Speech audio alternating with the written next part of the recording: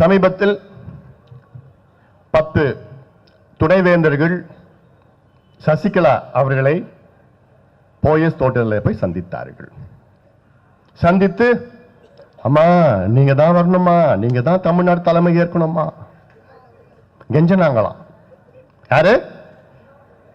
துணைவேந்தர்கள். தமிழ்நாட்டில் உள்ள 10 பல்கலைக்கழகத்தில் உள்ள துணைவேந்தர்கள், vice chancellors of Tamil Nadu university, நமக்கு கல்வி கற்கின்ற பல்கலைக்கழகங்கள். உங்களுக்கே அவர் கேவலமா இல்லை, உங்களுக்கே அசிங்கமா இல்லை இது எனக்குலாம். அது ஏன்னா அப்படிப்பட்ட துணைவேந்தர்களை தான் இவங்க நியமனம் பண்ணிருக்கிறாங்க. எவ்வளோ? 10 கோடி 20 கோடி 50 30 கோடி காசு கொடுத்தா துணைவேந்தர் ஆயிடலாம். அதுக்கு தகுதி திறமைலாம் தேவையில்லை. காசு கொடுத்தா போதும், தமிழ்நாட்டில் என்ன வேணா ஆகிடலாம். மக்களுக்கு உங்களுக்கே லஞ்சம் கொடுக்குறாங்களே, அப்புறம் என்ன? எல்லாத்துக்கும் தான் லஞ்சம் தானே. நீங்களும் லஞ்சம் வாங்கிட்டு ஓட்டு போட்டீங்கல்ல. நான் உங்களை சொல்ல, தமிழ்நாடு பொதுவாக சொல்லிட்டு இருக்கேன். எனக்கு ஒரு ஆபங்க என்ன, கோபமா இருப்பாங்க. 5 வருஷம் கோபமா இருப்பீங்க. நடாது ஒண்ணுமே இல்லையடா, லஞ்சம் ஊழல், இங்க ஜெயிலுக்கு போறாங்க, முதலமைச்சர் ஜெயிலுக்கு போறாங்க, எல்லாம் மாற்றுறாங்க, ஆளை மாற்றுறாங்க, பிடிக்கிறாங்க, அது இதுன்னு. எலெக்ஷனுக்கு ஒரு நாள் மட்டும் இந்த கோபம் போயிடுது. 500 ரூபாய், அப்படியா? ஐயோ 500 ரூபாய். அன்னைக்கு ஒரு நாள் கோபம் போயிடுது. ஓட்டு போட்டுறீங்க, விசுவாசமா கொடுத்தவனுக்கு ஓட்டு போடுறீங்க. அப்புறம் 5 வருஷம் லோன்னு அலைஞ்சிட்டு இருக்கீங்க, புலம்பிட்டு இருக்கீங்க.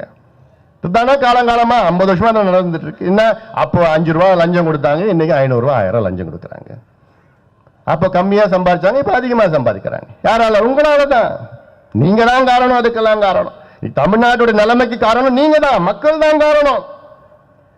இல்லைன்னா ஒண்ணுமே செய்யாத ஒரு அரசாங்கம் 5 ஆண்டு காலம் ஒன்னும் செய்யல, ஒண்ணுமே நடக்கல. இப்படி ஒரு அரசாங்கத்தை மீண்டும் ஒரு வாய்ப்பு நீங்க கொடுத்திருக்கிறீங்களா? இந்த துணைவேந்தர்கள் என்ன பண்ணலாம்? உடனே வேலை விட்டு நீக்கணும். நான் முதலமைச்சராக இருந்ததுன்னா உடனே நீக்கு. சசிகலா இன்னைக்கு என்ன இருக்கிறாங்க? ஒன்னும் இல்லை. அவங்க அரசியல் அமைப்பு சட்டத்தில் எந்த பதவியும் கிடையாது, எந்த பொறுப்பும் கிடையாது. அவங்கள போய் இவங்க பார்த்துட்டு அதுல ஒரு பேட்டி வர கொடுத்தாரு, நாங்க சின்னம்மாவை அரசியல் வர சொல்ல தலைமையாக வைக்கும். நீலாம் துணைவேந்தரா இருக்குது லாக்கி ஆற்று, அசிங்கமா இருக்கு. அதனால்தான் இப்போ நாங்க கேட்டோம், ஆளுநர்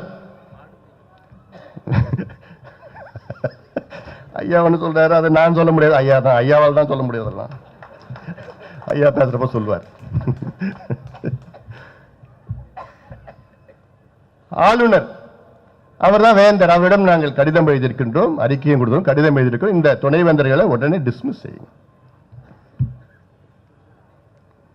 இதுக்கு முன்பு ஒரு ஆளுநர் இருந்தார், ரோசையா, உங்களுக்கு தெரிஞ்சிருக்கும். அவர்கிட்ட போன வருஷம் பிப்ரவரி மாதம் 17ஆம் தேதி, நல்ல ஞாபகம் இருக்கு, ஏன்னா பிப்ரவரி மாதம் 15ஆம் தேதி தான் சேலத்தில் ஐயா என்னை பாட்டாளி மக்கள் கட்சியுடைய முதலமைச்சர் வேட்பாளர் அறிவிச்சார். 2 நாள் கழிச்சு ஆளுநர் கிட்ட போய் பார்க்கிறோம், சந்திக்கிறோம். ஐயா ஒரு 15 பேர் போய் சந்திக்கிறோம். 210 பக்கம் அறிக்கை, அதுல 18 துறைகளில் 70 லட்சம் கோடி ரூபாய்க்கு ஊழல்னு ஒரு பட்டியல் கொடுக்கிறோம். தெளிவா புள்ளி விவரங்கள் கொடுத்து, இந்த துறையில ஊழல், பொதுப்பணி துறையில இப்படி ஊழல், மின்துறையில ஊழல் நடக்குது, இல்ல கிரனைட் ஊழல், தாது மணல் எல்லா துறையிலும் இந்த ஊழல் நடந்துட்டு இருக்கு, பட்டியல் போய் கொடுத்துட்டு இருக்கோம். யார்கிட்ட போய் கொடுத்தோம்? ரோசையா. அப்ப எங்களுக்கு தெரியல, அவர் ராமமோகன் ராவோட கூட்டாளின்னு தெரியாது எங்களுக்கு. அவர் என்ன பண்ணிட்டார், அந்த அறிக்கை குப்பையில தூக்கி போட்டார். வெள்ள வர அதுல குப்பையில போட்டார். ஒரு திருடன் கிட்ட போய் அறிக்கை கொடுத்தா என்ன பண்ணுவான்? திருடன் குப்பையில தான் போடுவான். நாங்களும் ஏதோ நம்பிட்டு இருந்தோம், ஓஹோ அவர் விசாரணை கமிஷன் கொடுப்பார். அடுத்த மாசம் மறுபடியும் ஒரு reminder letter, sir his excellency governor, ஒரு reminder please, this is a kind reminder for our giving of charges, corruption charges on this ADMK government, please look into it. கோர்ட்டுக்கு போனோம், கோர்ட்லயும் நடக்கல, பெண்டிங் இருக்க. பாலு சொல்லிட்டார் பெண்டிங்ல இருக்கு, அது விட போறதுல பாலு. அத கோர்ட்னாலே இன்னைக்கு பாலு தான். பாலு போட்ட வழக்கு எல்லாமே போடு. ஏன்னா நமக்கு நியாயமா ஐயா நியாயமா போட சொல்ல, நியாயமான வழக்குகள்.